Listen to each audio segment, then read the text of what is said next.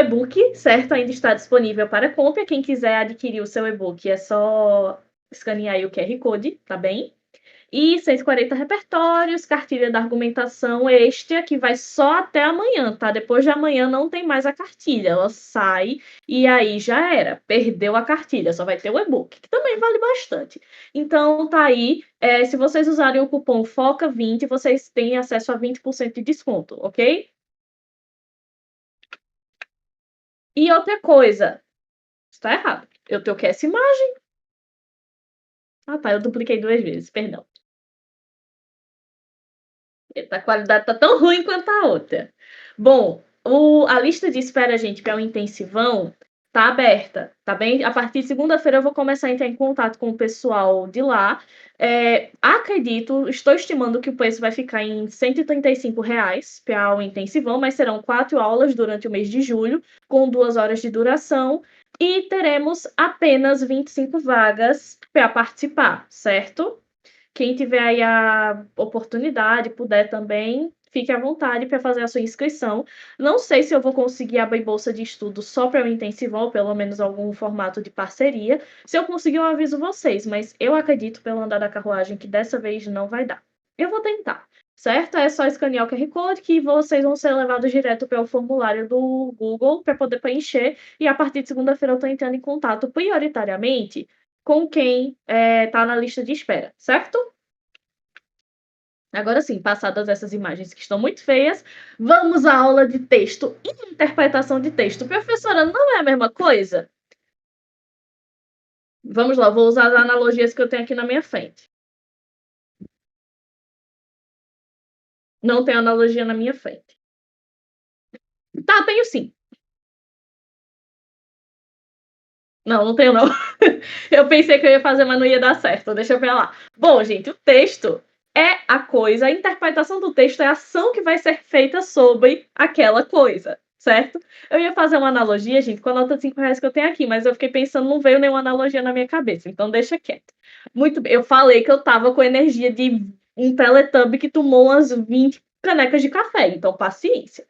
Certo? O texto é a unidade de comunicação intencional. Professora, como assim? Quando eu redijo um texto, eu estou na intenção de me comunicar através dele. Vai ser com imagem, vai ser sem imagem, vai ter uma função, eu vou direcionar para alguém, é uma carta, é um diálogo. Ele comunica. Assim como a minha fala. A partir disso, eu preciso organizar essa comunicação que será intencional em algo que tenha coesão, que tenha sentido, ou seja, coerência, vai ser dirigida a um leitor ou uma audiência, porque tudo aquilo que se diz e que se escreve é para alguém. Ah, mas eu escrevo no meu diário e ninguém nunca vai ver porque eu sou muito vergonhosa. Você viu. Você já é alguém, certo? E aí nós podemos, depois da aula cochilo, depois da aula de vocês, eu tenho aula de matemática. E aí mais tarde eu vou corrigir as redações. E é isso. E eu não sei se eu tenho mais alguma coisa para fazer, não. Eu acho que não. Certo? Aí ele pode ser feito em prosa ou poema. A gente tem essa possibilidade de formato. Alguém aí sabe o que é prosa e o que é poema? Perguntando porque geralmente o pessoal sabe, mas vai que, né?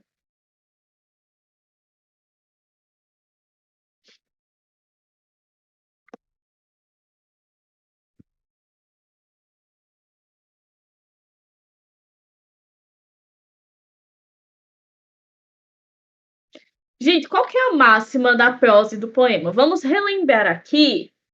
Meu Deus. Vamos relembrar aqui a música da Rita Lee, Amor e Sexo, quando ela canta amor é prosa, sexo é poesia.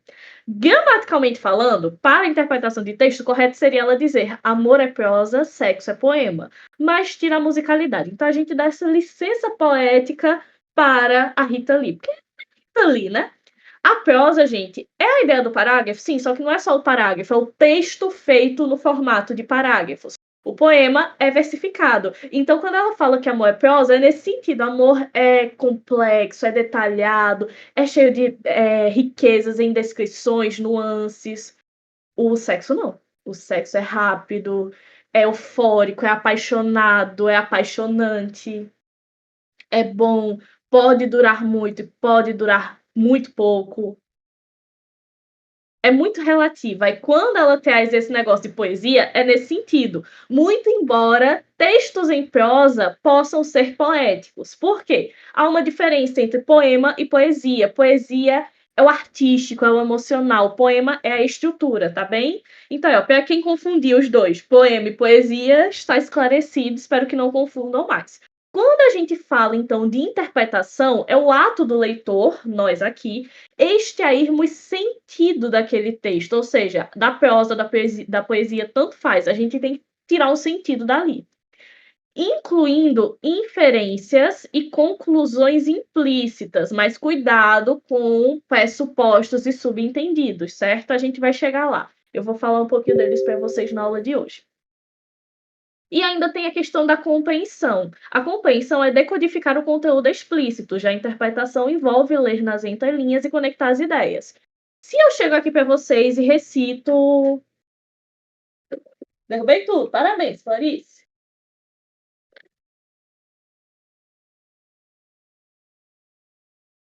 Pronto. Se eu chegar aqui e eu recitar para vocês.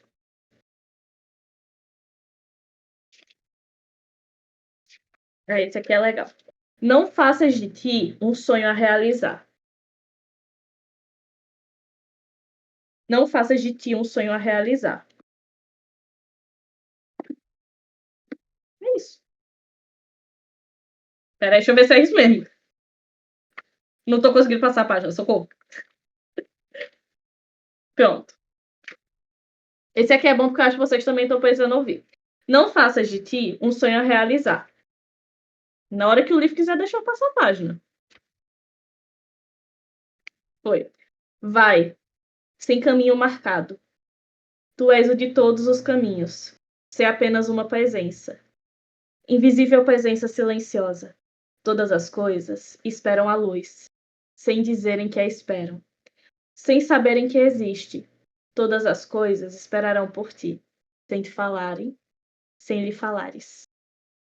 Para mim, é um poema sobre continuar diante de todos os problemas e mesmo que as outras pessoas digam que eu não deva. Para vocês, já pode ter uma outra perspectiva. A interpretação um pouco implícita, mas é implícita no ponto em que eu estou refletindo sobre ela, sobre o texto que eu leio, sozinha. Se eu começo a me aprofundar em quem é Cecília Meirelles, quais eram as motivações, por que ela escrevia, por que ela deixava de escrever, então o poema vai ter um novo significado. Porque eu vou extrair o sentido do meu texto, usando as inferências daquilo, conclusões implícitas também a partir da minha interpretação, mas quando eu consigo entender de onde ele vem, de onde esse texto vem, de qual lugar na Cecília Meirelles isso vem, eu consigo fazer um entendimento muito mais completo. Quando eu compreendo, eu sei ler. A compreensão é saber ler, gente. É aquilo que vocês são ensinados na escola, ou pelo menos deveriam. Interpretar é além da leitura. A gente ultrapassa isso de B com A, ba. B com A, ba. Isso forma babá. A interpretação vai além disso. Por que babá? Quem é essa babá? O que ela está fazendo na história? Isso é uma história? Isso é uma narrativa? É uma crônica? Percebem como vai além? Eu amo dar aula de língua portuguesa. O que envolve a intertextualidade. Então, nesse caso, não necessariamente, porque o que é intertextualidade? É você usar um texto dentro de outro texto. Aqui, não necessariamente envolveria a intertextualidade, porque eu não precisaria ler a biografia dela. Ela não precisaria estar explícita no texto. Aqui cabe muito mais uma interpretação quando você já tem certo conhecimento de mundo próprio. De que mundo? Especificamente do mundo da Cecília Meirelles. A questão da intertextualidade funciona melhor quando se trata do próprio texto. Aí, quais são as funções da linguagem, gente? Isso aqui é importante, porque toda coisa que se comunica tem uma função, tem um objetivo. A linguagem ela pode ter função referencial, que é basicamente te passar informação. É um texto explicativo objetivo que tem uma linguagem impessoal. Você nunca vai chegar no site do G1, por exemplo, ler uma notícia. Índice de leitores entre os brasileiros sobe. E eu acho isso uma maravilha, porque é muito perfeito que toda a sociedade brasileira esteja lendo. Não. Você vai chegar lá e vai estar assim. Índice de brasileiros sobe, aponta pesquisa do IBGE. Dentre esses brasileiros, a maioria que lê são jovens e que tem preferência por romance. E é isso, eu passei uma informação, eu não dei minha opinião. Então, o foco do meu texto, esse é referencial. A função da linguagem deste texto é referencial. Mas aí nós temos a expressiva, que é emotiva. Ela tem foco no autor e ele vai demonstrar as emoções, assim como Cecília faz nesse aqui. Eu dando aula com um livro de bolso do lado, que não tem nada de bolso, só a grossura disso aqui, ó. Ser o que renuncia altamente, sem tristeza da tua renúncia, sem orgulho da tua renúncia. Abre a tua alma nas tuas mãos, e abre as tuas mãos sobre o infinito. E não deixes ficar de ti nem esse último gesto. Aqui ela tinha algo a dizer. Seja você.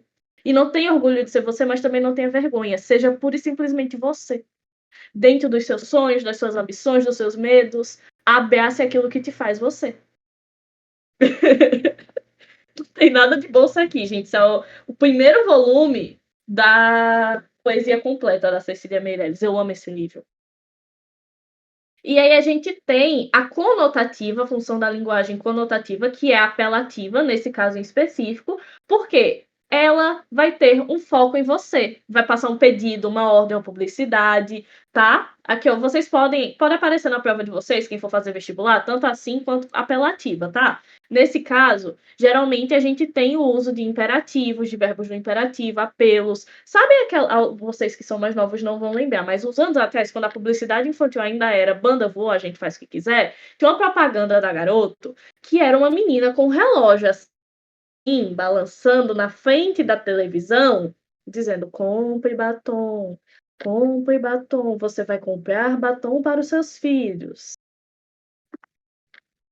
Vocês entregando a idade agora. Então, esse era um texto com uma função da linguagem conotativa, tá bem? Agora, a poética, gente, importante. Um texto pode ser duas coisas, tá? Ele pode ser expressivo e poético, fático e conotativo, tá bem? Metalinguístico e poético, não necessariamente anula o outro. Pegando meu certificado de velha agora, todos nós. Porque a poética tem foco na forma e na mensagem, então vai ter um valor estético, vai valorizar determinados jogos de linguagem, e aqui não necessariamente se limita ao poema, como vocês estão vendo. Pode aparecer em slogans, em anúncios publicitários. Mais um poema da Cecília Meirelles para vocês. Deixa eu pegar um aqui dos que eu destaquei. Aqui, olha. Não queiras ser, não ambiciones, não marque limites ao teu caminho. A eternidade é muito longa. E dentro dela tu te moves eterno. Sei o que vem e o que vai, sem forma, sem termo, com uma grande luz difusa, filha de nenhum sol. Aqui a gente vê a estética apresentada no poema, porque temos aqui um jogo de linguagem. Como é que você é filha de nenhum sol? Como é que você é filha de algum sol para começo de conversa? Então a gente tem uma linguagem poética que fala conosco nas entrelinhas, certo? Temos a função da linguagem enfática, que tem o foco no canal de comunicação. É basicamente a verificação se há contato. Sabe quando você tá na rua antes do show começar? Geralmente esse show de peça de graça. E a galera do microfone tá lá. Ei, oi, alô, ps, testando. Ei, som, testando. Pronto, isso é uma linguagem enfática. E não aparece muito no Enem, então desconsiderem. Temos também a metalinguística. Gente, isso aqui é muito fácil. Por quê? É basicamente a linguagem falando da linguagem. Basicamente, como assim, professora, a linguagem falando da linguagem? Dicionário, turma. O dicionário é o quê? É um livro que fala sobre as palavras que são usadas nos livros. Então, eu estou usando a linguagem para falar da linguagem, certo? Sabendo disso, já ajuda muito a interpretar um texto, porque se você consegue identificar a função da linguagem, você já consegue desconsiderar, não, esse texto aqui já não pode ser isso, não pode ser aquilo, e você vai delimitando as possibilidades, tá bem? E aí vamos aos critérios de textualidade. Professora, como assim os critérios de textualidade? Por quê? Um texto não pode ser qualquer coisa. Se eu colocar aqui, ó, água, ponto. Isso não é um texto. Não passa um sentido. Então a gente tem alguns critérios de textualidade. Exatamente, Vi, eles estão usando a metalinguagem. Vai ver por isso o Mark Zuckerberg deu o nome da empresa dele de Meta. Aceitabilidade, gente. O texto deve fazer sentido para o leitor ou para o contexto, porque ele vai envolver conhecimentos prévios do leitor e concordância com a intenção do autor. Vejam só, o que mais me pega esses dias eu vim assistir Wicked recentemente, que eu não conhecia o musical, e eu assisti o filme com a Ariana Grande e a Cynthia Erivo, e eu tive uma aceitabilidade muito curiosa com o filme, porque eu entendi o subtexto nazista. Então, é uma coisa que pra mim fez muito sentido. Fez tanto sentido, gente, que eu fiquei naquilo, eu preciso assistir, eu preciso assistir. Eu endoidei o cabeção, comprei o ingresso, comprei a passagem. Por algum motivo, eu vou pra São Paulo assistir o Wicked. Mas percebam, aconteceu alguma coisa dentro de mim que partiu do critério da aceitabilidade em relação à textualidade daquela situação. Algo começou nesse ponto. E aí, de onde vem esse início? Da intencionalidade. Porque o emissor ele tem que ter um propósito com aquilo. Ninguém faz nada por acaso, gente. E aí, nesse ponto, temos fãs de Harry Potter aqui. Eu acho que vocês vão querer sair, que eu vou falar agora. Ou não, às vezes vocês concordam comigo.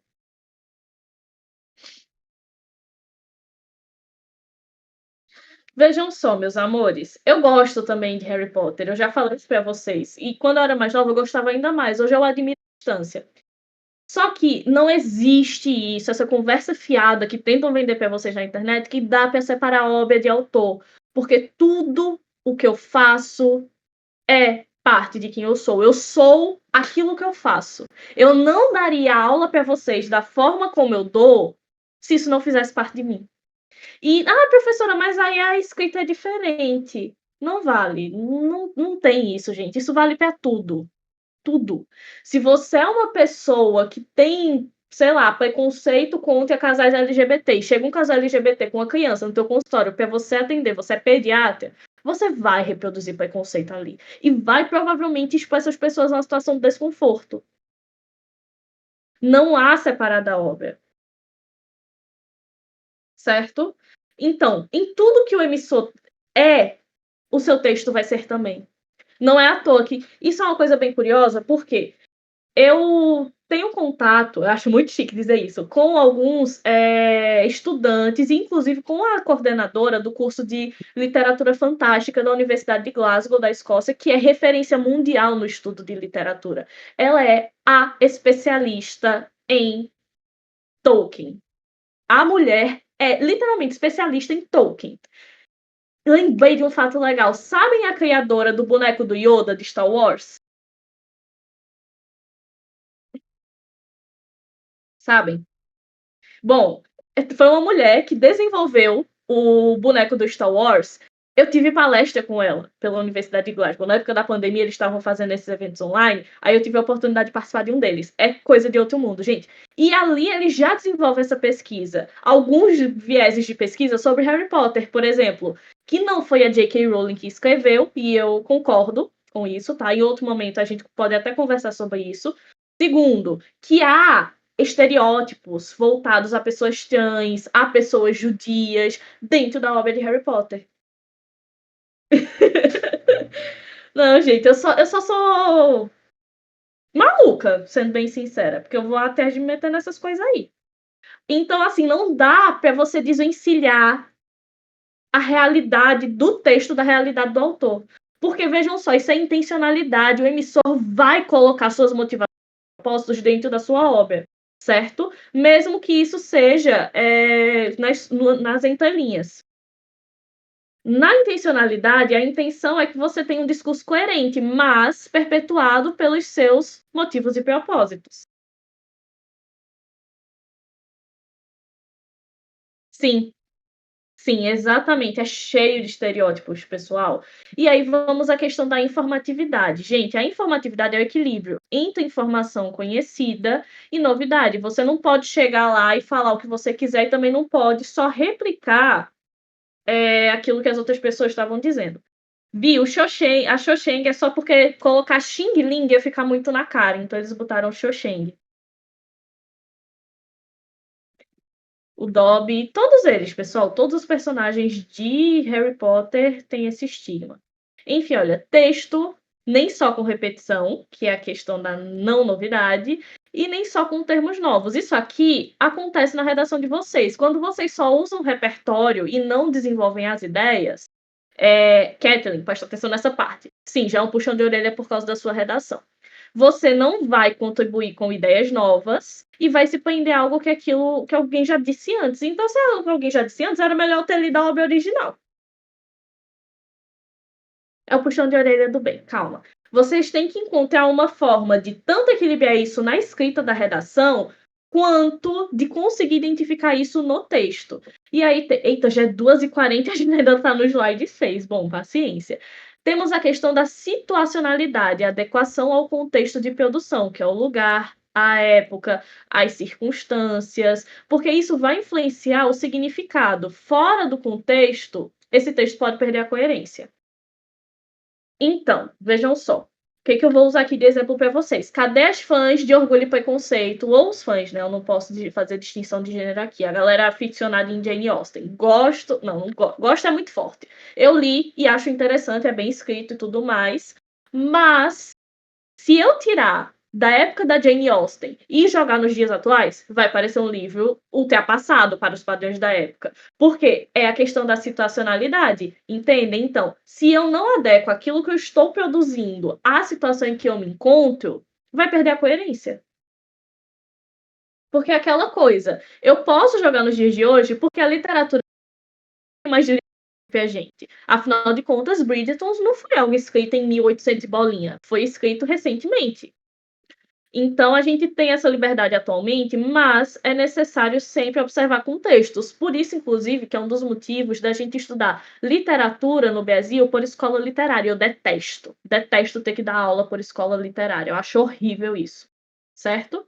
E aí temos a intertextualidade. Gente, a intertextualidade é a relação e influência de outros textos. Professor, isso não é informatividade? Não, porque a intertextualidade é a informatividade sem exagero. Aliás, sem exagero não, mas nas sublinhas. Por quê? Ninguém aqui, não importa o quanto você tente, você não vai fazer um texto 100% original. Professora, mas aí eu não copiei de lugar nenhum, a minha história é toda original, a fanfic sobre duas mulheres que não pertencem à mesma dimensão, que se apaixonam através de um espelho. Alice através do espelho. Mas não é porque tem um romance, tá bom, então você está referenciando a um romance LGBT igual a tantos que já existem por aí. Não tem como, gente. Não percam a cabeça de vocês pensando, ah, meu Deus, eu nunca vou fazer um texto original. Para os tempos atuais, é impossível fazer um texto original. E não estou falando que não vai ser bom, seu texto não vai ser bom. Eu tô falando que você vai ter sim referência de outras pessoas. A questão é, você vai ter essas referências com qualidade ou de qualquer jeito? Ah, que o cachinho não definiu, tô irritada. Não gosto quando o cachinho não define. Entende? Então a intertextualidade é isso, você aceitar que há influências e se basear neles, mas sem copiar. E equilibrando a informação conhecida e a novidade. Que é a partir daquilo que foi dito, a capacidade de trazer algo novo, tá bem?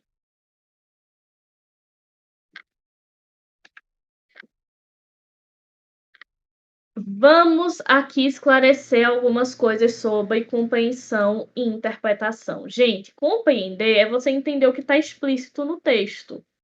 Se o seu texto chegar aqui e diz para você que esse esmalte é vermelho, o que você compreendeu do texto? Que o esmalte é vermelho. Não tem mistério. Agora, a interpretação vai além do literal. O esmalte é vermelho. Mas por que especificamente esse esmalte é vermelho? Por que a professora Clarice está justamente com o esmalte vermelho na mão? Aí você já pode... pela estética do slide dela, eu acho que ela tem um problema com essa cor. E eu tenho mesmo. Entendem? Então vocês começam a interpretar a partir daquilo que dá as informações para vocês diante do texto que vocês estão vendo. Ai, professora, mas eu não vejo o texto, eu leio. Você vê também, porque o texto pode ser não verbal. Esse é o vermelho escarlate. Eu só tenho 2 cores de esmalte, gente, preto e vermelho. E aí vamos à interpretação de texto, que é ir além do literal, aquilo que eu já tinha dito para vocês, porque vai envolver dedução e inferências. Né? Seria o caso da gente começar, por exemplo, a debater. Tá, o esmalte é vermelho, a professora falou que só tem 2 tons de esmalte. Por quê? Por que a professora não tem outras cores? Será que ela não gosta das outras cores? Será que ela tem um problema com as outras cores? É apego emocional? Foi trauma de infância? Aí a gente começa a deduzir, a inferir as coisas, certo? É muito bom que eu, do nada, que ó, o esmalte significa interpretação de texto. Coitado do Léo e do Carlos, eles estão muito, meu Deus, essa aula é muito da Barbie. Sai do fake Twitter.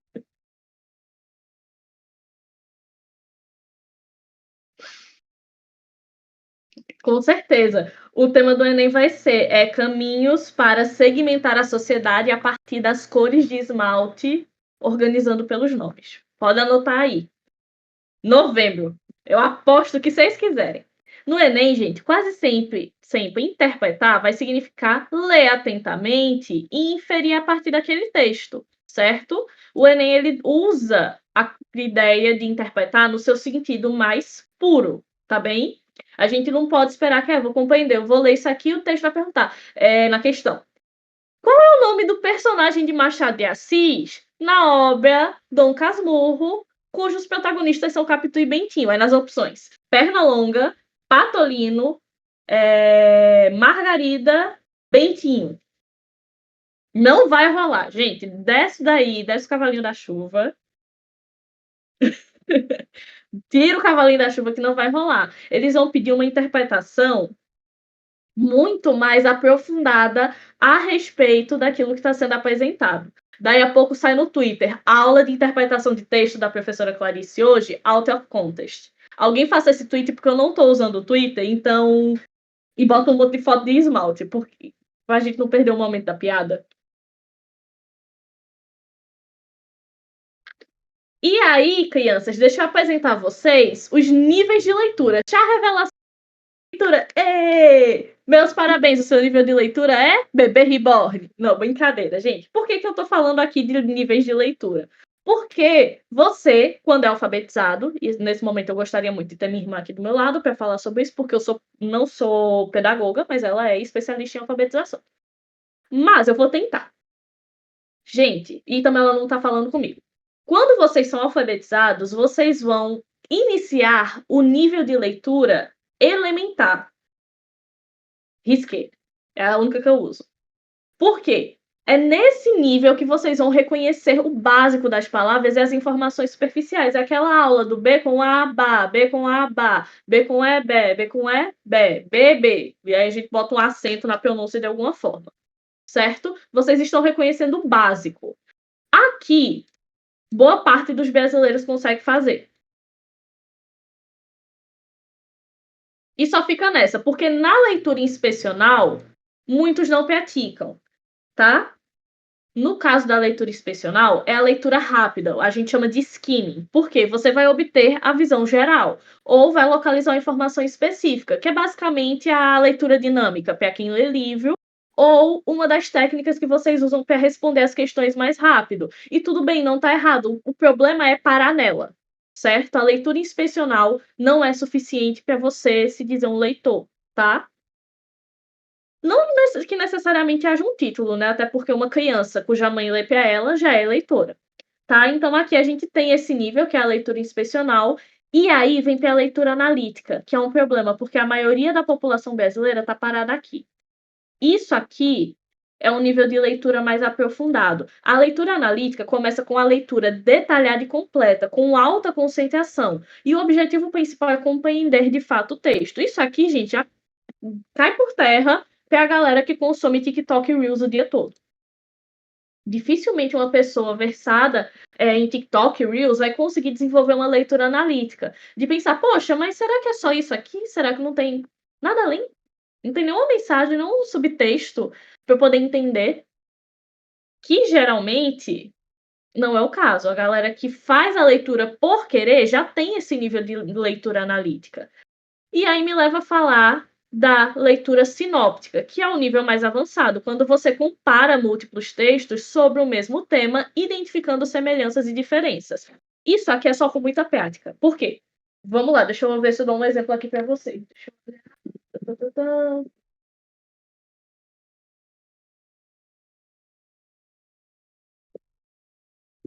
Pronto, perfeito, achei. Vamos lá. Sobre literatura de horror latina. Eu vou dar aqui 3 situações. Eu tenho 3 livros, gosto dessa viés. Obrigada, 15 minutos para fazer. Tá, tá. Eu gosto muito desse viés. Aí tem 3 livros que eu gosto demais, que é Bom Dia, Verônica, Saboroso Cadáver e Gótico Mexicano. Quando eu pego as 3 e comparo os temas sobre como elas centralizam a figura da mulher na obra e começo a refletir, a debater e a fazer uma análise completa e comparar e pensar as intenções do autor, eu já estou no nível de leitura sinóptica. Porque eu consigo enxergar a pluralidade de faces de um mesmo tema, certo? Isso aqui exige muita prática, muitos anos de leitura, muito estudo sobre teoria e crítica literária. Eu amo dar aula disso, gente. Que é a capa da Twitch. Peraí, então deixa eu jogar o cabelo pro lado um pouquinho.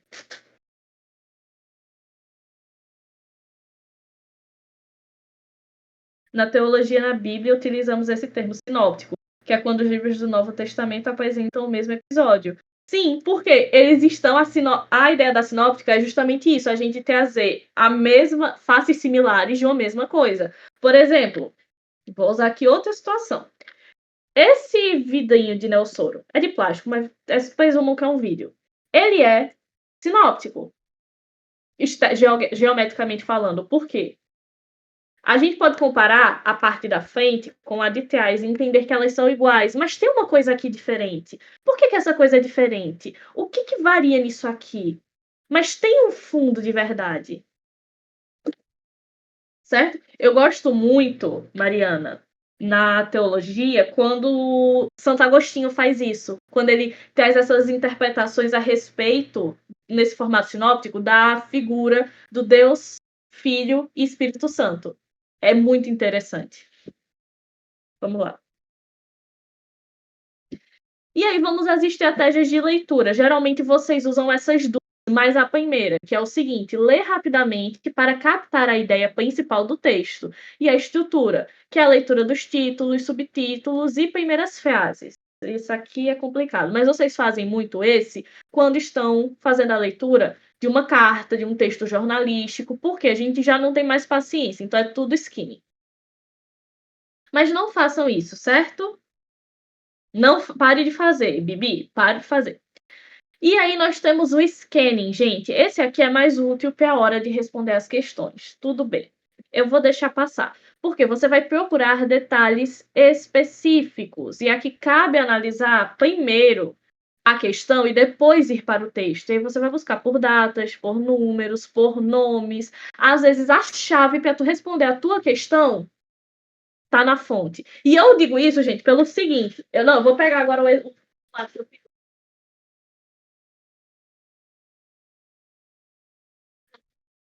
vamos lá, cadê? O mais grosso. É esse aqui mesmo. O resto vai lá para baixo. Tem uma questão ontem que eu fui responder e eu pensei, poxa, tem toda a cara de ser um artigo. E nesse momento, o meu a poliglotia, o fato de eu ser poliglota, ajudou porque na fonte tinha bbc.com barra Portuguese Articles artigo. E nas opções tinha artigo de opinião. Eu marquei, desconsiderei e escolhi notícia. Eu perdi uma questão por causa disso.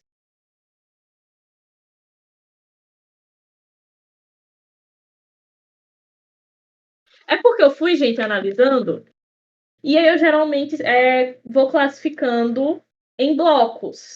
Aí como era da BBC, eu já descartei que era informativo. E aí, quando chegou nesse ponto aqui, a leitura. Deixa eu voltar uma página aqui.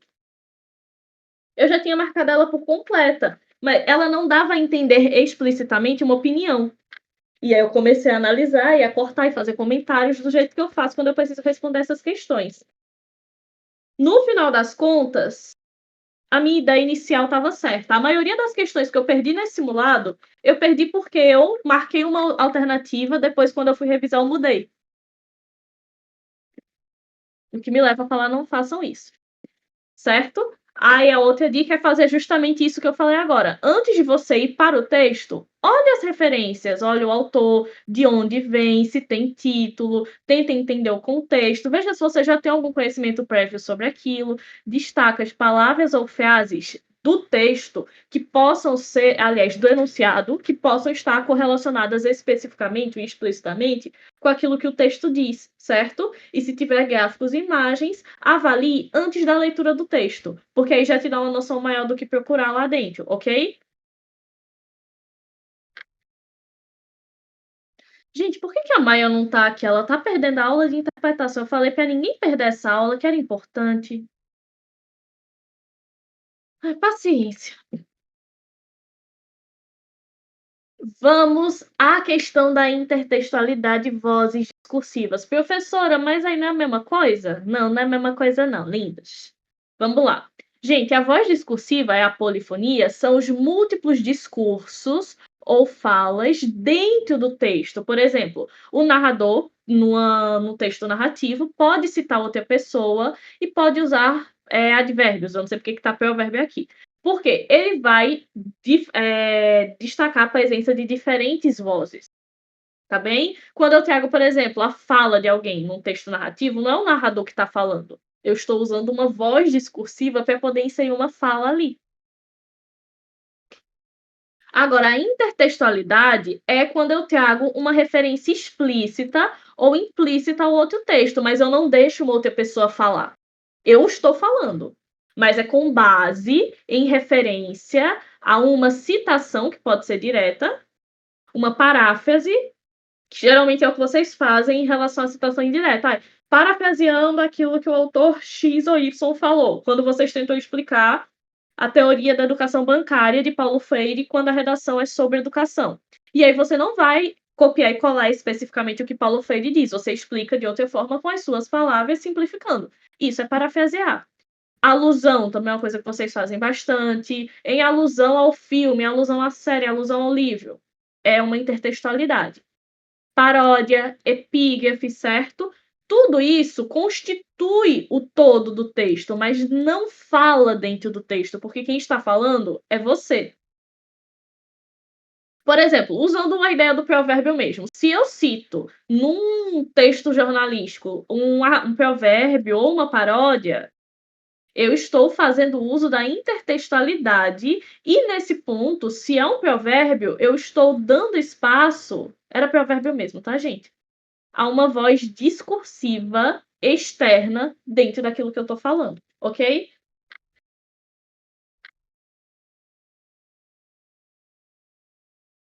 Dúvidas até aqui?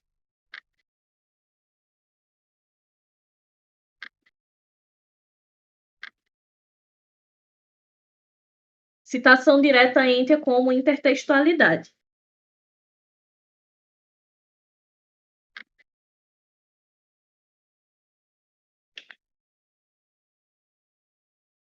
E agora, gente, prestem atenção. Pressupostos e subentendidos. Por quê? Vocês perdem questão por isso. Ah, mas professora, eu achei. Você não achou nada. A gente já começa aí. Você é Machado de Assis? Você é Clarice? Você é Mário de Andrade? Você é Lídia Fagundes Telles? Não, professora. Então você não acha nada. Por que eu tô falando isso, gente? Porque geralmente são os textos deles que vocês têm que tentar entender. E aí vocês ficam, não, mas eu acho que ela quis dizer aqui, certo? Você acha, mas não foi o que ela quis dizer. Então vocês têm que aprender a lidar com isso, certo? Vamos lá, a ideia do pressuposto. O pressuposto são as suposições implícitas que o autor vai assumir como verdadeiras no texto. Ok, para dentro do texto, elas são verdade. Naquela frase. Mas significa que na sociedade é verdade? Não necessariamente. Mas para o texto é, tá? Meu Jesus. Eu dou por visto. Por exemplo, olha o machismo aqui presente. Sinto muito, eu estou envergonhando a Barbilândia nesse momento, mas vai dar certo. Eu vou me redimir dos meus erros, certo? Apesar de ser mulher, ela é inteligente. Quando eu trago essa frase, eu estou pressupondo que as mulheres são incompetentes, que são burras, que não são inteligentes. Não, não quero meu cancelamento, obrigada.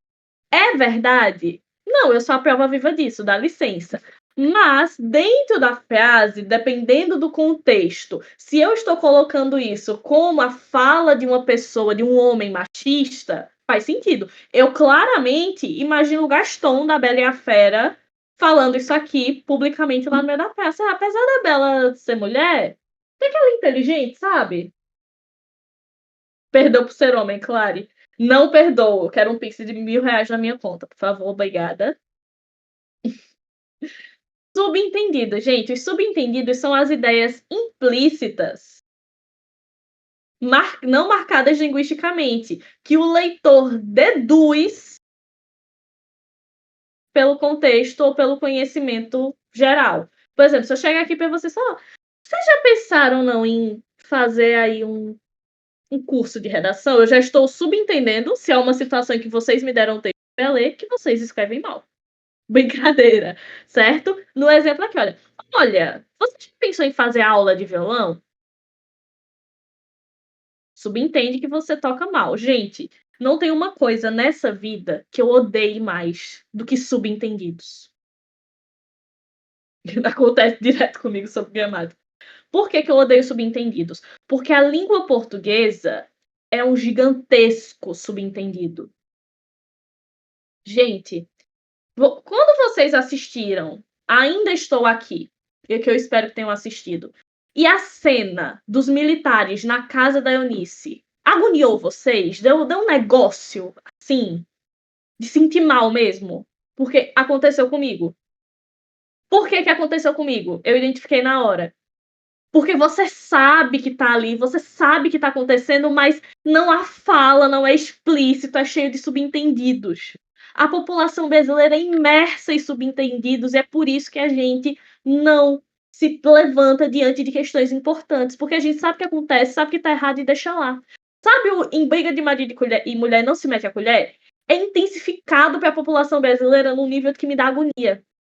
Tá, eu vou anotar isso, dar um artigo legal depois. Eu vou fazer uma pesquisa sobre, ver se tem algum escritor que já escreveu sobre isso. Os perigos de uma população subentendida.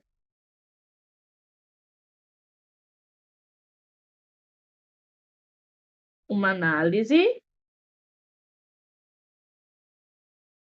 linguística sobre a sociedade brasileira.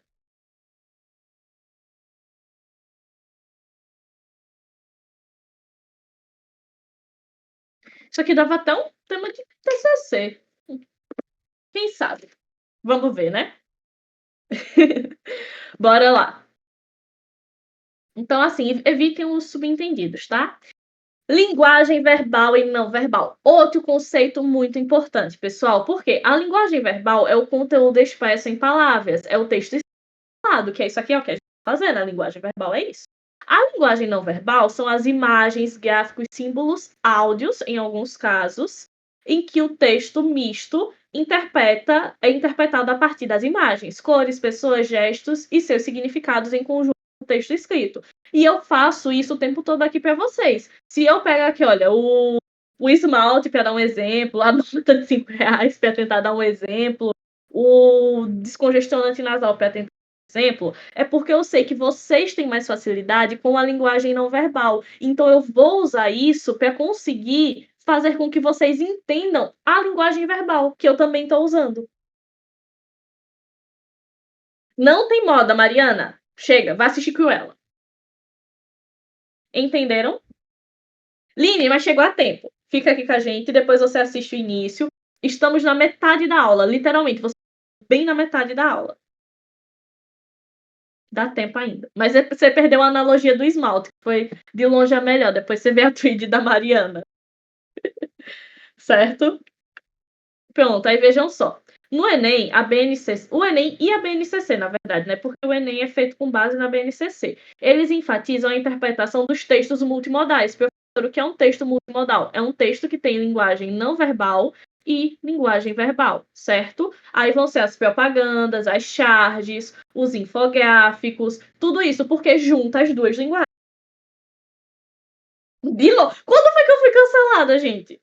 Essa semana ainda não fui cancelada, não, tá? Calma lá. Lembro de ser cancelada, não. Oxi. Aí vejam só, é preciso ler, nesse caso, legenda, os títulos de gráficos ou da imagem e relacionar com o parágrafo correspondente. Sabem qual habilidade, qual competência do Enem em relação a códigos e linguagens trabalha isso aqui? Essa multimodalidade? A competência 7, habilidade 22. Podem pesquisar depois para ver se eu não estou certa. É exatamente essa. Como eu sei porque eu estava dando aula sobre ela sexta.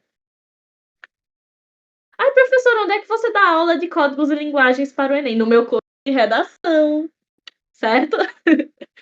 Ainda dá tempo de entrar, gente. Depois de julho é que fica mais complicado.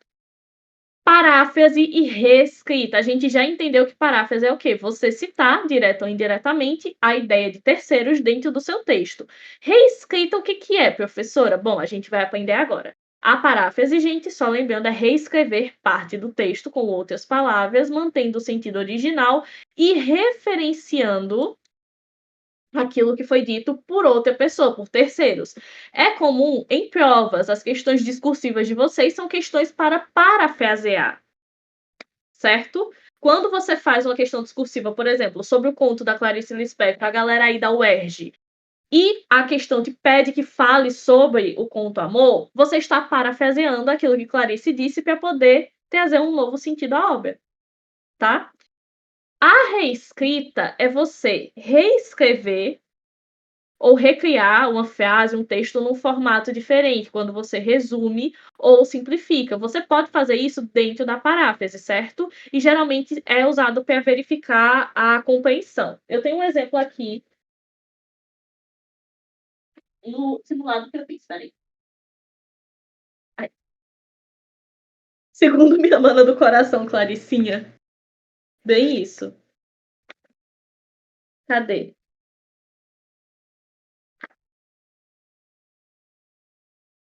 Tá, tá, tá.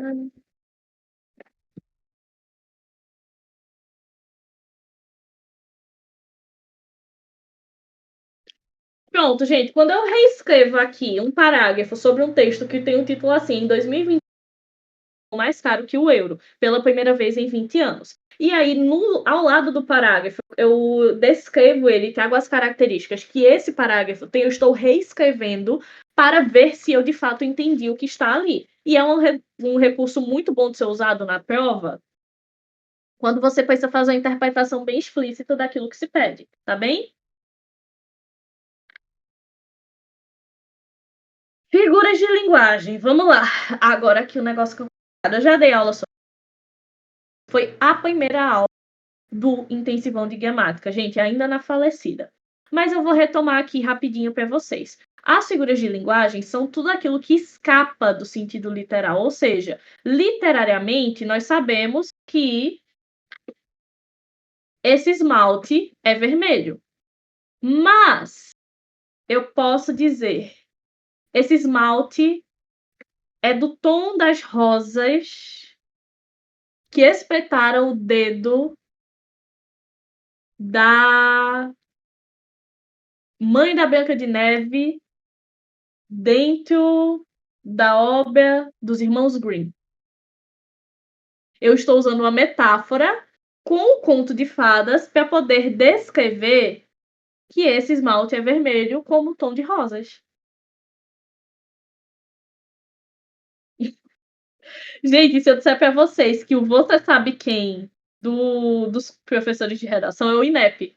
É o Mas o pior é que na história original acontece isso mesmo, Vi. Na história original, a mãe da Branca de Neve estava. Tem duas versões. Uma ela estava bordando, na outra ela estava no jardim. Na versão do jardim, ela estava admirando as flores e aí ela espeta o dedo nos espinhos da flor.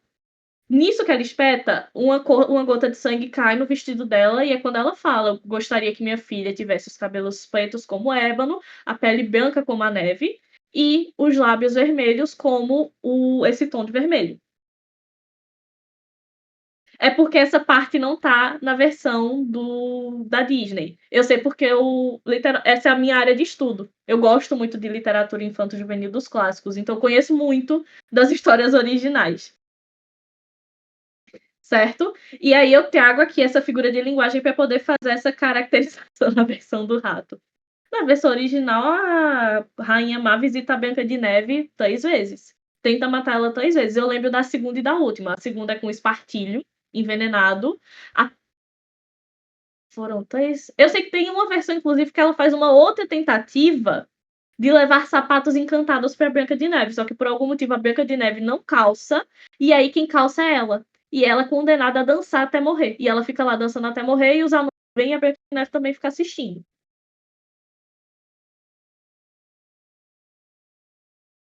Se eu não tô aqui confundindo. Porque faz muito tempo, eu tô numa época, gente, como eu tô fazendo acompanhamento para vocês do vestibular, eu não tô lendo tanto da minha área, que é mais de literatura infanto-juvenil. E essas coisas tendem a se perder na minha memória, certo? Bom, aí as figuras de linguagem aparecem nesse formato, para usar em textos literários, em textos publicitários, que geralmente têm por função criar ênfase, poetizar ou mesmo gerar humor a partir daquilo dali.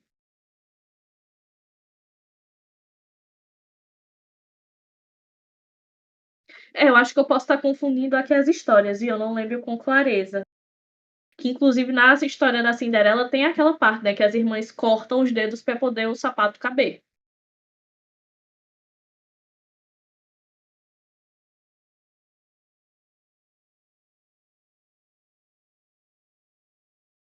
Na Bela Adormecida é Stu pelo príncipe e só acorda porque ela fica grávida, tem os bebês, o bebê acaba sugando o espinho do dedo dela e tira o veneno. Eu acho esse plot muito estranho.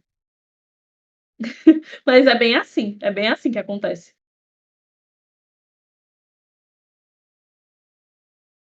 A Chapeuzinho Vermelho é uma analogia para a de menores, isto, de menores, certo?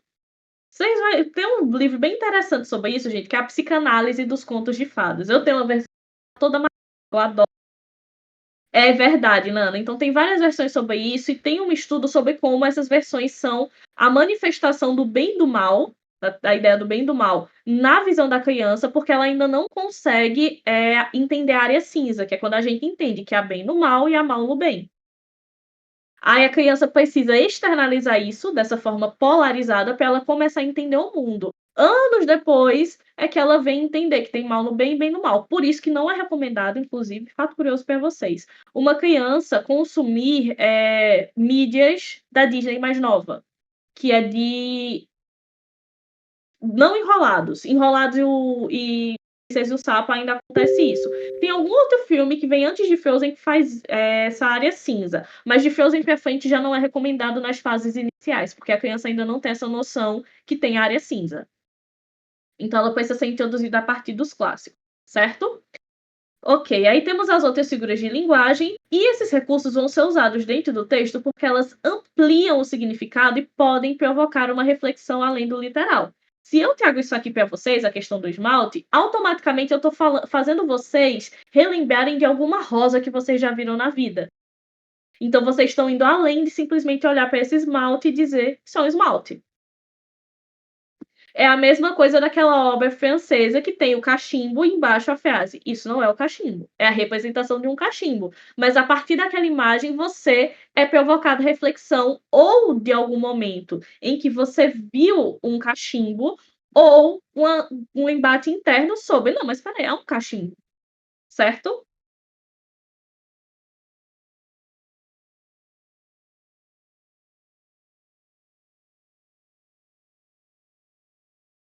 Frozen foi uma tentativa da Disney de recriar sem terem conseguido comprar os direitos. E agora, gente, isso aqui é muito válido para vocês no cenário do Enem. Por quê? Em determinados enunciados, você vai ter uma orientação muito clara do que precisa ser feito. Então não dá para esperar, mas eu não sei o que a questão está pedindo de mim, sabe sim? Porque a questão diz exatamente o que ela pede de você lá na sua pergunta.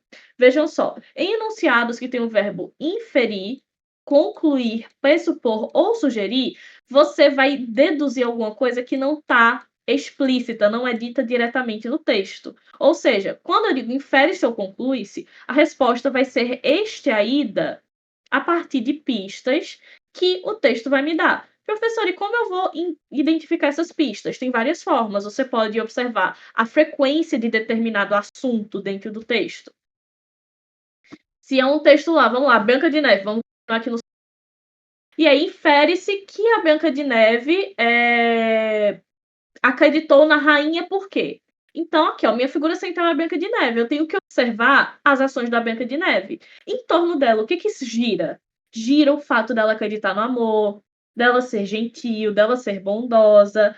Tudo isso leva ao fator inocência. E ela sendo inocente, a gente pode associar um fator de criança, porque criança é inocente. Se lá nas minhas alternativas tá dizendo, por causa da infantilidade ou por causa da inocência, foi mencionada a idade dela no texto? Mas todas as características levam a entender que ela era uma pessoa inocente, independente de idade. Então isso já me orienta a alternativa, ok?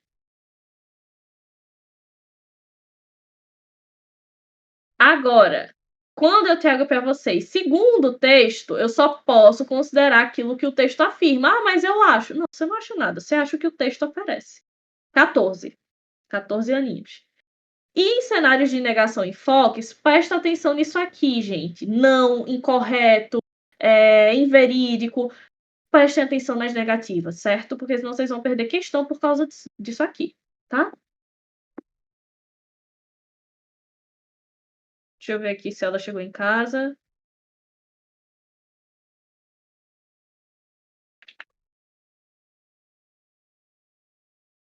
E aí a gente tem algumas ideias voltadas à leitura crítica e à ideologia. Professor, isso aparece no Enem? Aparece. Porque a gente precisa, dentro do Enem, fazer uma leitura crítica para analisar além do que o texto diz. Então, ele pede também que a gente olhe para como está sendo dito e por que se diz. Inclui também identificar a visão de mundo do autor, posicionamentos ideológicos do autor. Mas aí se o Enem fizer isso, ele está tentando me converter a comunista, capitalista. Não, meu filho. O Enem tá lhe dando um texto, você vai interpretar. Se você vai acreditar no que tá ali ou não, já não é com a prova. A prova não vai colocar uma faca no seu pescoço e lhe dizer agora você vai ser anarquista. Não, ela não vai fazer isso. Certo? Ela vai pedir simplesmente que você interprete o que tá ali. Tal qual eu dou uma revirada de olho toda vez que eu preciso ler sobre Adam Smith, John Smith, que eu detesto o capitalismo, mas eu entendo o que tá ali e sigo minha vida. Eu não sou obrigada a concordar e nem acreditar, certo? E aí, olha, considere o contexto social histórico e reconheça as intenções ocultas. Nisso aqui é muito válido você já ter uma noção de história, porque vai te ajudar a entender, olha, isso que era assim, assado. Então tem um fundo de razão, tem um embasamento na sociedade. E aí eu posso fazer a partir da propaganda comercial, do discurso político ou dos estereótipos sociais. No caso aí a galera é burra, né? Porque foi no iluminismo que começou a se desenvolver as ideias do liberalismo, que posteriormente viria a ser o neoliberalismo. É só que a galera é burra mesmo, certo? Ok, aí nesse ponto o Enem valoriza quem percebe a intencionalidade e as contradições do texto, ok? E vai questionar aquilo que o autor está colocando, ou questionar as conclusões que o Enem tira a partir daquilo que o autor apresenta. Pontos diferentes e pontos importantes de serem considerados.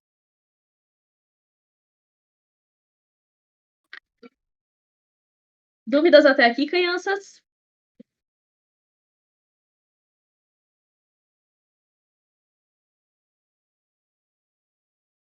Seguimos. Ai, cansei.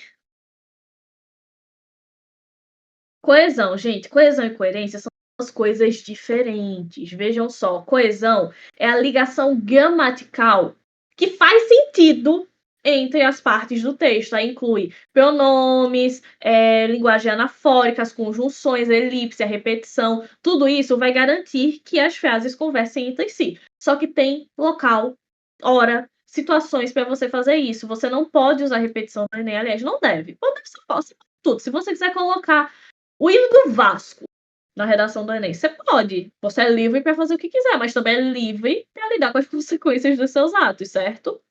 Então, quando a gente tem um texto que é de fato coeso, ele usa o pronome no lugar certo, a conjunção da maneira correta, tá bem? A gente não vai observar erros referentes a isso, tá?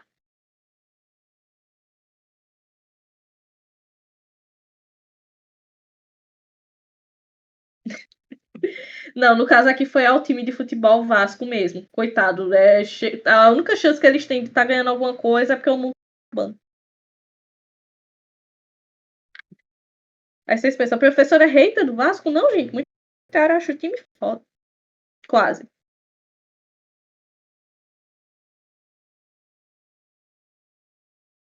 Matou 34 vascaínos agora. Ainda bem que o Lucas não tá na aula de hoje. Gente, aí temos a questão da coerência. A coerência é o sentido global do texto, ou seja, as ideias precisam fazer sentido. Quando a gente analisa a competência 3, é isso aqui que estamos olhando. Então, se vocês querem saber o que está tirando o ponto de vocês na redação, parabéns. Coerência, crianças. Crianças, coerência. Por quê? As ideias que vocês trazem no texto precisam fazer sentido juntas. Não é separar de cada macaco no seu galho, é junto. Então a gente tem que considerar os princípios da coerência, a relevância do que está sendo dito, a não contradição a respeito do que está sendo dito e não reproduzir tautologias naquilo que está sendo dito, tá bem? Ou dependendo, até pode, se você vai estar fazendo uso de intertextualidade, vai ter uma paráfrase de outra pessoa. Mas se você repete a mesma coisa mais de 2 vezes, você está usando tautologia no seu texto. Isso tira a coerência, porque certo, você já disse isso. O que mais você tem a dizer? Tá bem? E aí vai envolver adequação ao tema, adequação pragmática. Esses dias eu estava numa mentoria e aí a estudante ela usou a Magali para falar de obesidade infantil. Eu entendi o raciocínio dela, só que é uma tentativa de repertório que não estava tão adequada ao tema quanto poderia ser. Aí caberia ela escolher se ia trocar de repertório, se ia fazer a reescrita, ia tentar reescrever de outra forma, mas ela precisaria desenvolver aquilo dali de uma forma que ficasse mais coerente para o texto, certo? Dúvidas até aqui?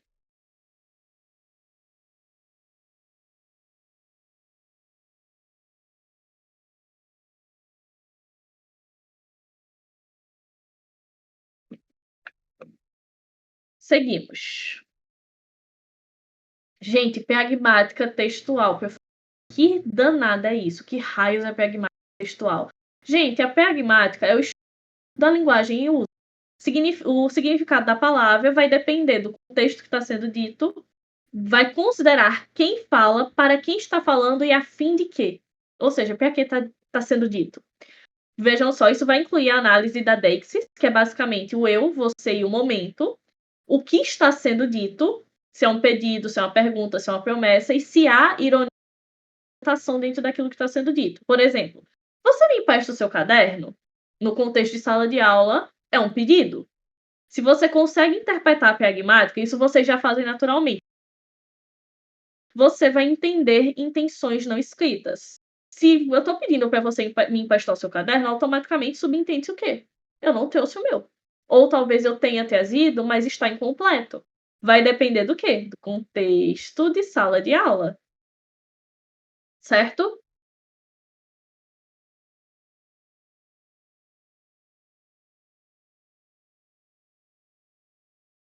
Vocês ficaram calados por mais de 1 minuto, eu estava com medo de ter caído.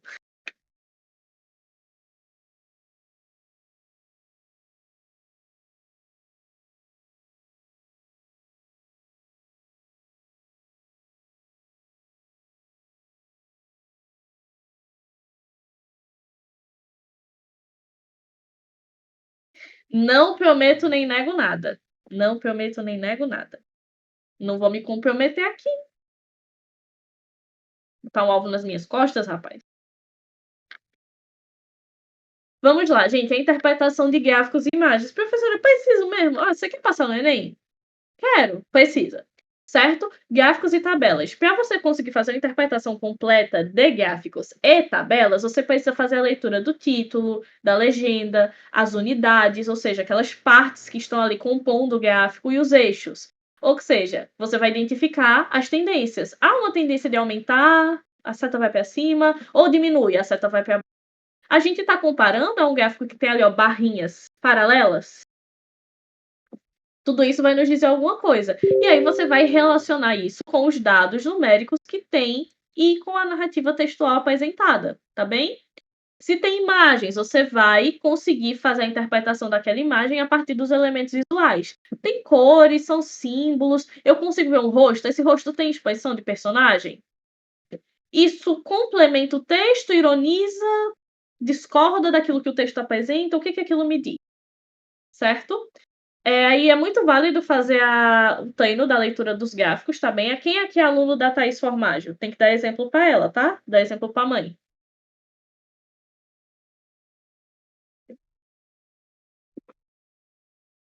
Vocês têm que ser o orgulho da Thaís, gente. Meu nem tanto. Não sou muita coisa não para estar exigindo nada de você, mas tem que ser orgulho para ela. E aí a gente tem a questão da inferência textual, que vocês podem fazer? Podem fazer, mas com dose. Tem que ser dosado. Por quê? Você pode tirar conclusões do texto? Pode, mas a partir de evidências. Não é banda. Não é. Você não faz o que você quer. Você não tá na sua casa. Tira o pé do sofá. Certo? Aqui você tem que usar o conhecimento que você tem, o conhecimento prévio, associado àquilo que o texto lhe diz para poder daí inferir alguma coisa. Certo? Professora, como é que eu vou fazer isso? Procurando pistas dentro do texto, palavras-chave, conexões que sejam lógicas, que possam preencher lacunas. E aqui, olha, vale até tirar os termos acessórios do texto para poder identificá-lo. Ou outro exemplo, se o texto menciona sintomas e remédios, podemos inferir que é sobre uma doença específica. E que doença? Depende do texto, depende do sintoma, depende do remédio, tá bem? Aí vocês têm que lembrar o seguinte: interpretação e inferência estão ligadas. Se você interpreta, você consegue inferir aquilo que está implícito dentro do texto, certo? Dúvidas até aqui?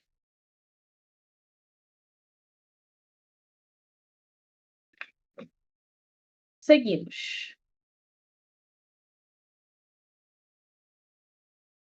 Okay, right now V has called me teacher, so I'm gonna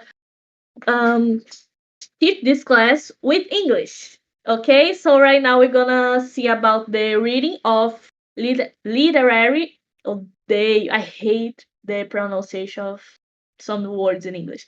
The literacy of some readings and the no literacy of another type of text. Ok?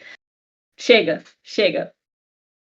Detesto a minha voz em inglês para falar palavras com muito R. Detesto.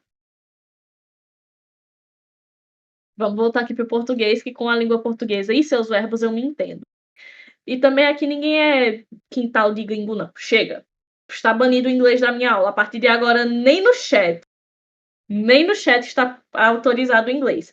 Só mais para frente, quando a gente for ter aula de fato de inglês. Aí eu autorizo o uso do inglês no no chat. Vocês são possíveis. Vamos lá, gente. Os textos literários são as produções artísticas, romance, conto, a crônica, o poema, tá?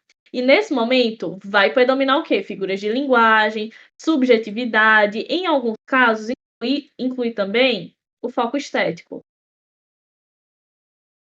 Ou seja, não necessariamente o que se diz, mas como se diz. Já o texto não literário, ele é mais utilitário, ou seja, ele é mais informativo, vai passar uma notícia, um artigo, um ensaio, uma instrução. A charge é legal porque ela é um texto não literário, mas que tem certo valor literário dependendo de quem produz.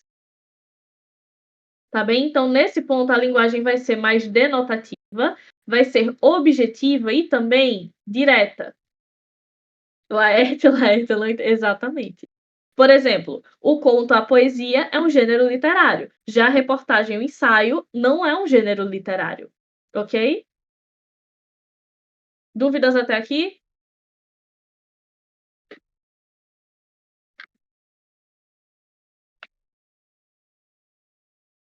E aqui a gente vai para os erros que vocês mais cometem. Vamos lá. Esse aqui eu vou respirar fundo para não dar puxão de orelha nem ciricutico em você.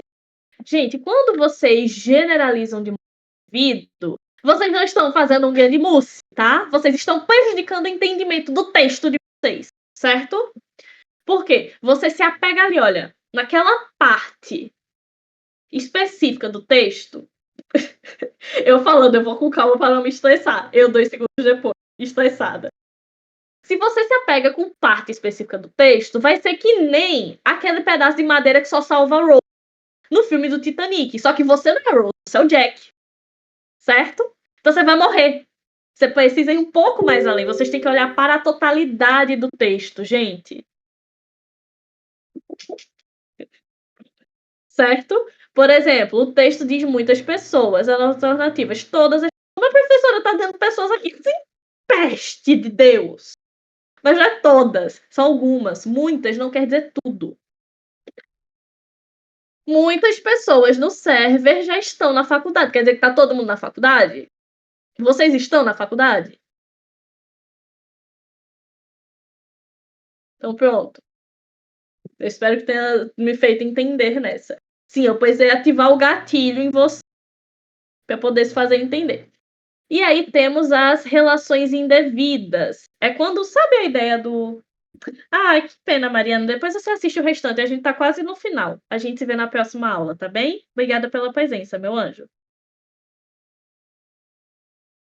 Gente, sabe quando a gente fala aqui, ó? Ah, você tem que dar asas à imaginação? Não dê. Tá, dê, mas só dê metade da asa, certo? Por quê? Às vezes você vai nessa ideia de fazer inferência e cria conexões que não são sugeridas pelo texto. Então tem que ter esse cuidado. A inferência é importante? É, mas com medida, tá bem? Quem é que gosta de Wicked?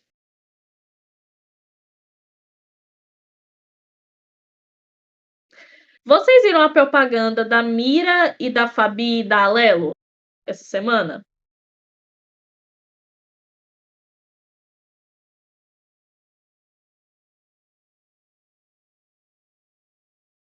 Alelo. Bom, depois eu vou explicar aqui rapidinho para vocês. Por quê? Na propaganda, a que faz a Elfa Bamira tá ali fazendo um bolo pelo aniversário da Alelo. É a mesma do cartão do Vale Refeição. E ela vai fazendo as coisas com medida, ela coloca um pouquinho disso, um pouquinho daquilo, e toda vez que ela abaixa para pegar o próximo ingrediente, a Fabi, que faz a Glinda, vai e coloca todo o resto. Então ela fez uma relação indevida que provavelmente tornou um bolo não muito gostoso. Estavam uns amores com as bandeiras. Isso foi uma relação indevida. Ela foi longe demais na produção daquele bolo ali, exagerou em alguns ingredientes na receita e provavelmente esse bolo já não estava tão bom quanto poderia estar, certo? Aí a gente tem a ideia de isolar textos fora de contexto. Quando você pega para análise, por exemplo, é um texto de Machado de Assis, mas eu não vou levar em consideração o período de Machado de Assis, eu vou analisar de acordo com a minha realidade com agora, certo? E aí eu desconsidero também o tom, se tem ironia do texto, se é verdade, se não é verdade, o que a referência me diz. Isso aqui é o isolamento dos trechos fora de contexto. Isso prejudica a interpretação de vocês e pode fazer com que vocês errem a questão, certo? Projetar opinião pessoal. Isso aqui é um negócio que, olhe,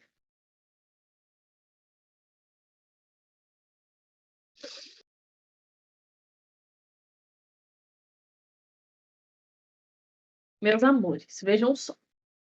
Eu sei que vocês têm o conhecimento de mundo de vocês, eu sei que vocês têm a forma de pensar de vocês, que vocês entendem só a partir da pergunta e já vão achar a resposta, só que não é a de vocês. É aquilo que o texto está falando. O Enem espera de vocês certa neutralidade. Então, se é um texto sobre uma análise de geografia, de história, que seja, sobre a guerra da Rússia e da Ucrânia, não me interessa. O INEP tá assim, ó, caguei se você acha que é o certo, caguei se você acha que a Rússia tá certa. Interprete o que está aqui. Certo? Eu fui calma agora, eu fiquei comedida. E olha, cuidado com as pegadinhas. A gente tem o que se chama de distrator na redação, nas alternativas do Enem.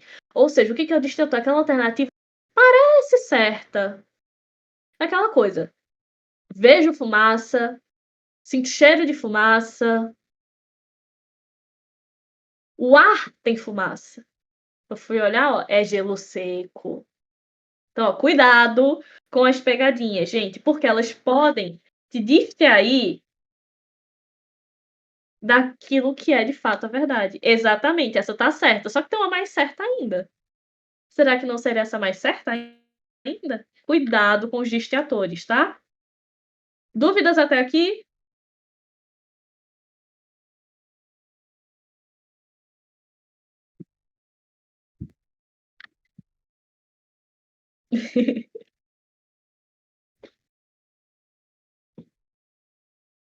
E aqui algumas dicas para vocês melhorarem o desempenho na prova de linguagem.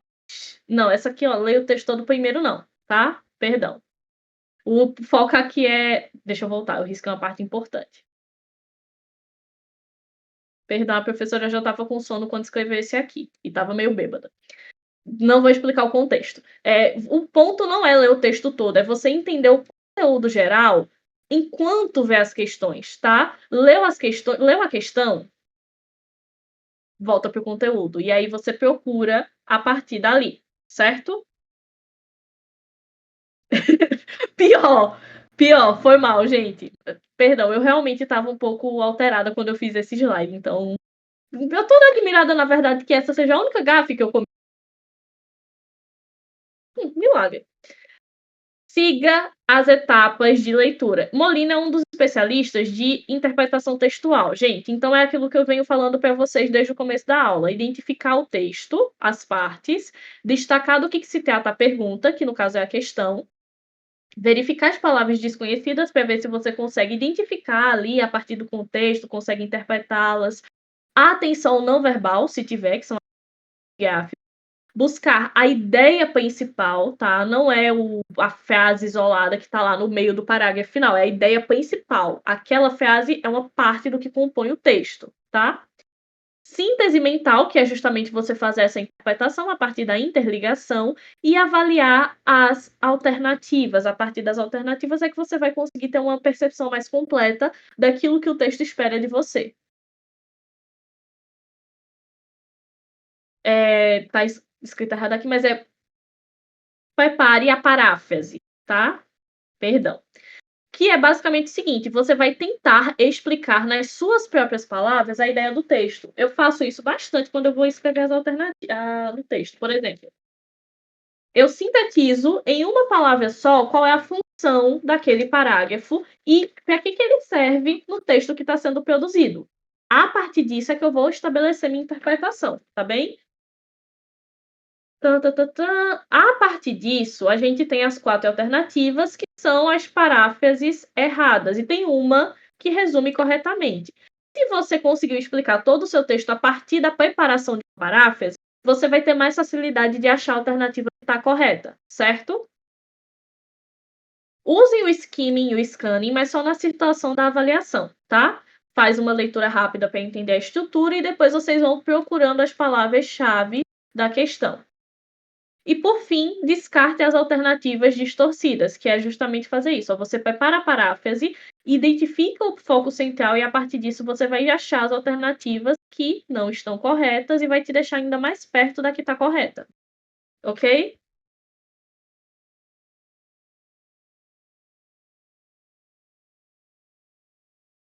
Dúvidas até aqui?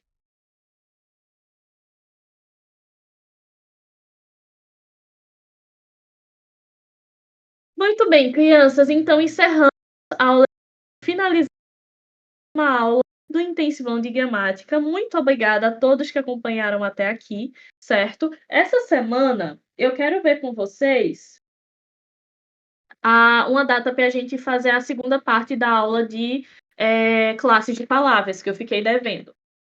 Eu não sei ainda como é que vai estar o meu horário. Gente, a gente começou 2 horas da tarde. São 3h40, já vai dar 4 horas.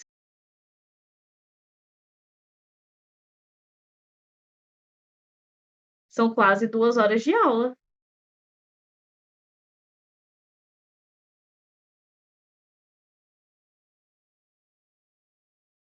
Tá, essa semana, segunda-feira, eu acho que eu vou ter compromisso. Terça e quarta eu dou aula.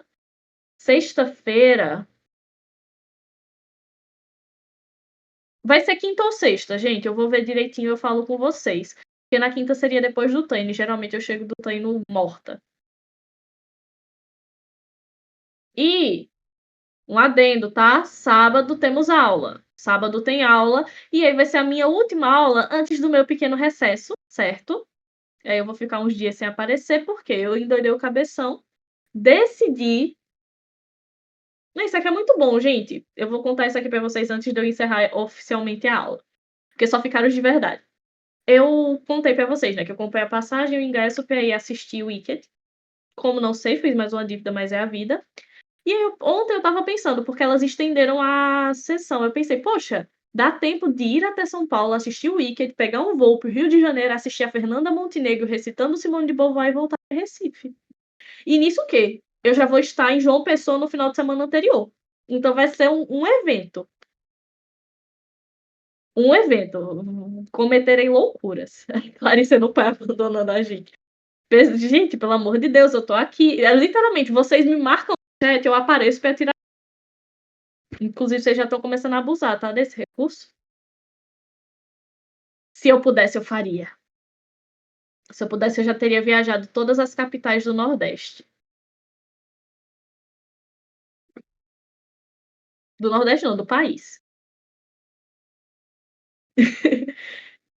Pior, gente, é que antes de eu entrar aqui, lá em 2022, foi. Eu tinha um mochilão todo planejado. Eu já estava com todas as passagens, as reservas, tudo feito. A ideia era viajar às capitais do Brasil, fazendo ao longe de redação, as escolas públicas que tivessem um menor índice de aproveitamento no Enem. Mas eu tive uns problemas pessoais e não deu para fazer. Eu tenho que vir por aí e também lá para Juazeiro do Norte. Eu tenho que ir algum dia. Eu vou elaborar essa viagem, em algum momento ela vai acontecer. Mas eu tô vendo você agora, eu li sua mensagem só um dia, eu vou sentar agora para fazer algumas questões de trabalho, aí eu vou responder você, tá bem, meu anjo? Mas é isso aí, crianças. Por hoje vocês estão liberadas, nos vemos sábado que vem.